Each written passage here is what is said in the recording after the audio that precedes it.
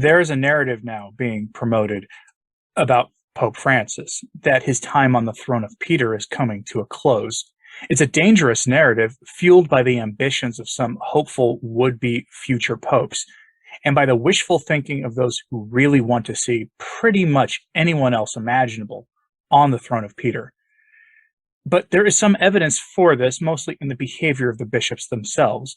I'll go over some of this likely tomorrow because this is a much bigger story that doesn't really seem like many people are talking about it. But we do have another case of a bishop ignoring the ban on preconciliar ordinations that some say do apply only exclusively to the bishops, meaning they're not supposed to use the preconciliar form of ordination, regardless of what that promise that was made to the FSSP says. And the German Synod is, in a related story, causing some serious backlash for Francis. High-profile cardinals are now basically accusing Francis of being far too permissive of what they're doing, and they're demanding that he stop them from running rampant over the church. They are challenging him openly to do something about this. They might be waiting for a long time, given some of the things he said, given his endorsements of what their program is. But let's take a look at these stories today and frame them in the perception that Francis's time might be drawing to a close, because that is the prevailing narrative that is floating out there right now. Though again, like most of these sort of like news narratives, I caution you from just assuming that it's true. But let's take a look at the question of the waning authority of Francis. But as we feel compelled to do from time to time, let's check in with Papa Francis himself first, who tells us that he wants to, get this, dialogue with those whom he disagrees with. I'm certain that the surviving dubia cardinals think that's great news and are trying to book a meeting with him after almost 6 years of waiting for a response to the dubia. And I'm sure that the typical Latin Mass goer from your typical diocesan Latin Mass who suddenly doesn't have one anymore or has to drive to the outskirts of the diocese to go to Mass when they didn't have to do that before, are also trying to book a meeting with him, because obviously this applies to us, right? Anyway, this comes from Gloria TV. Quote, "Encounter means being open to others and accepting differences as part of a respectful dialogue," Francis told the Kemeneu community during a May 16th audience. "For Christians, fraternal encounters are especially with people who disagree with us," Francis pontificated, calling for unconditional acceptance and respect. End quote. That really is good news, and I hope that Archbishop Roach is paying attention, because that means he's out of a job, and that Traditionis Custodes will be thrown into the trash heap. Or it means that Francis is all nice words and harsh action against those whom he actually disagrees with inside the church, and that he's only really applying this stuff to those outside. The context of that statement is more of his modernist nonsense about the need for encounter, dialogue, and walking together with those who don't share the faith of Christ or who are not the members of the church Christ founded on the rock of Peter. And it is statements like that that really reveal Francis's thinking when compared to his actions, which drown out his words. But it appears that even those whom Francis himself approves of aren't really listening to him anymore. His personally and recently appointed bishops, who are expected to carry on his work long after he's gone, have tuned him out on his most divisive act to date, Traditionis Custodes. From Gloria TV, we get this headline: "Dead letter. Not even Francis followers follow Traditionis Custodes." It seems that a Francis bishop has been ordaining priests using the traditional Roman rite of ordination, which according to Traditionis Custodes is no longer in effect. And I'll get to some of the debate about that here in a second. From the article, quote, "Lily Archbishop Laurent Ulrich, age 70, whom Francis appointed in April to Paris, has confirmed Roman rite confirmations to 55 confirmands. The glorious celebration took place May 14th in Lily Saint Etienne Church. Ulrich was assisted by a priest of the Institute of Christ the King, sovereign priest. Francis's infamous Traditionis Custodes forbids celebrating confirmation according to the venerable Roman rite. It comes as a surprise that even prelates like Ulrich, who are considered close to Francis, interpret Traditionis Custodes with pastoral sensitivity." End quote. Now, where this article stumbles is this. The writer doesn't bother to mention that the FSSP handwritten decree that protects their right to say the Apostolic Mass and not be subject to Traditionis Custodes is thought by church scholars to apply to all the former Ecclesia Dei groups, which includes the Institute of Christ the King, sovereign priest. But Traditionis Custodes is mostly a directive to the bishops, prohibiting them from taking certain actions, including performing traditional ordinations and confirmations rather explicitly. Does that mean a bishop cannot do these for the FSSP, or in this case, the Institute of Christ the King, sovereign priest, using the old form? Does that bar him from doing so? That is a point of debate in the post-Traditionis Custodes landscape. The author of that piece certainly doesn't think that the archbishop is supposed to be doing this.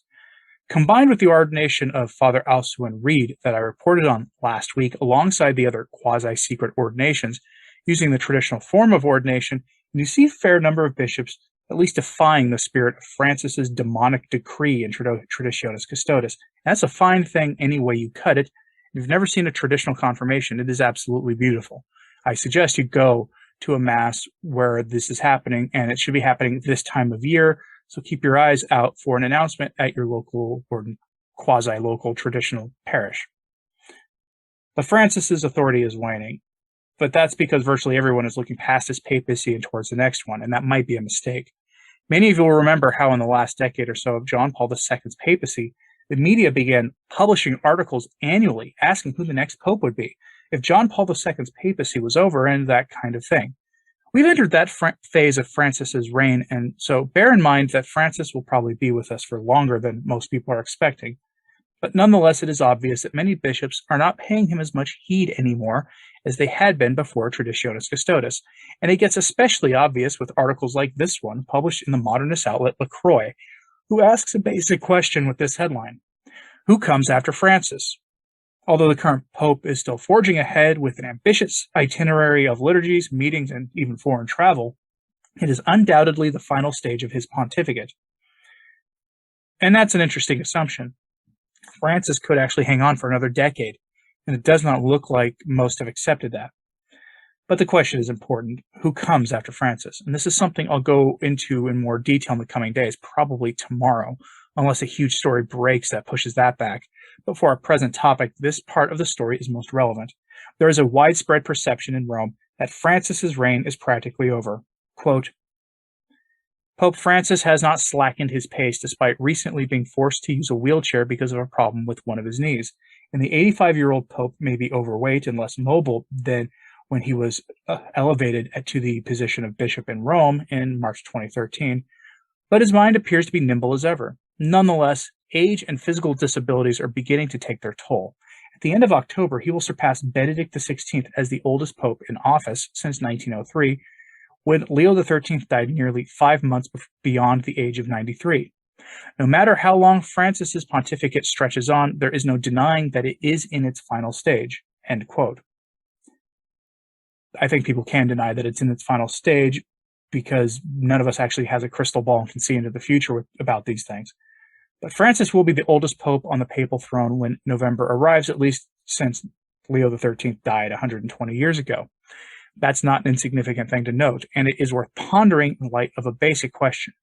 Are the bishops tuning Francis out? They might be, because if they think that he is in the end stage of his papacy. If so, that might be a dangerous move for them to be making, since Francis is rather vindictive and does not take disrespect well at all. But if he is being tuned out, it may be because of his handling of the German Synod, which is beginning to bear its own dark fruit, like this one, for example. Headline from Catholic News Agency: Senior German priest leaves Catholic Church. Typically, when a priest leaves the faith, it's not exactly big news, except locally. So why is this one such big news? Because of the scandal left in the priest's wake. From the story, quote, a senior German priest has announced that he is no longer Catholic, citing his disappointment over a lack of, quote, reforms in the church and admitting to having broken his promise of celibacy. Andreas Sturm, the former vicar general of the Diocese of Speyer in southwestern Germany, made the announcement on May 13th, note that date, reported to CNN Deutsch, CNA's German language news partner. Sturm, who is joining Germany's old Catholic community, said that he had, quote, lost hope and confidence over the years that the Roman Catholic Church can truly transform itself. At the same time, I experienced much hope is placed in ongoing processes such as the Synodal Way, but I'm no longer in a position to also proclaim and honestly and sincerely share that hope, because I simply don't have it anymore. End quote. The former priest and now member of an extreme modernist schismatic group decided to do this on the feast of Our Lady of Fatima, which is pretty revealing by itself, but his reasoning is also revealing. He thinks the church's limits on who we ordained are unjust and should be expanded to include everyone the world wants the church to ordain. He demands that the church accepts the secular world's norms on the James Martin topic, a changing of the morality around marital activities, and that the church should be governed by the laity. In other words, he wants the church to finish the job of apostasy and become just another withering liberal Protestant denomination. The German Synod is pushing this exact program, with Francis largely silent about it, save for his words endorsing the Synod and its goals a few months ago. But now this former priest has a more realistic read of things, at least in one respect. The church won't accept these moves by the Germans, and neither will Francis, who, as I have said repeatedly, will issue a radical document in response to all of this once the Synod is over at the end of 2023, and it will be more moderate appearing than what the Germans are proposing, while pushing their issues closer to being fully accomplished. That is what is coming.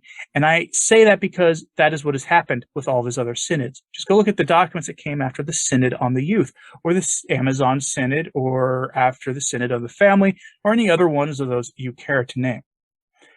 Cardinal Burke spoke out recently against the German synodal way. This is another case of the German Synod being described in a way that really applies to the entire church-wide synodal process. Again, from Gloria TV, quote, "For Burke, the German Synod tries to accommodate the Church's teaching to a godless worldview. What they are saying is heretical. The German teaching on the James Martin topic opposes the Bible and the Catholic faith," he says. "The German bishops are encouraging the faithful to abandon the Church. Burke tells Francis to call on them to renounce their heresies and to sanction them if they refuse, so that the faithful know that these bishops are not leading them in the Catholic faith, but in some kind of other teaching." Burke sees in Germany a repeat of Martin Luther that will create another denomination replacing the Catholic faith. He warns that never before there has been a greater confusion in the Church. This confusion is caused by those called to be the teachers of the faith and shepherds of the flock. End quote. And that is accurate. But the German bishops are not the only ones advocating this. Pretty much in every country in the world, there are bishops and influential laity pushing this same program. Burke's assessment applies to the whole church, which then begs the question that we started this with. Are the bishops ignoring Francis? And I say this because Francis has said things both supporting this program of theirs to make the church into a liberal Protestant group, and has also said things in opposition to many of these goals. Talk is cheap, unfortunately, but this is something I'll look into more in the coming days for you, because many in the church are obviously preparing for the next pope, though they may be doing so prematurely. But what did you think of these stories today?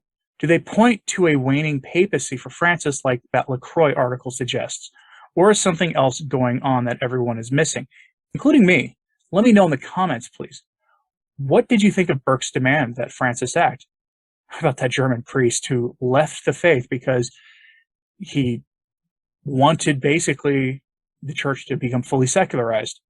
Are the German bishops and their actions really something that reflect bigger movements across the universal church? I think they are, but I'm wondering if you think so too. Let me know in the comments, please, and like and subscribe if you haven't. It really does help. As always, pray for the church. I'm Anthony Stein. Ave Maria.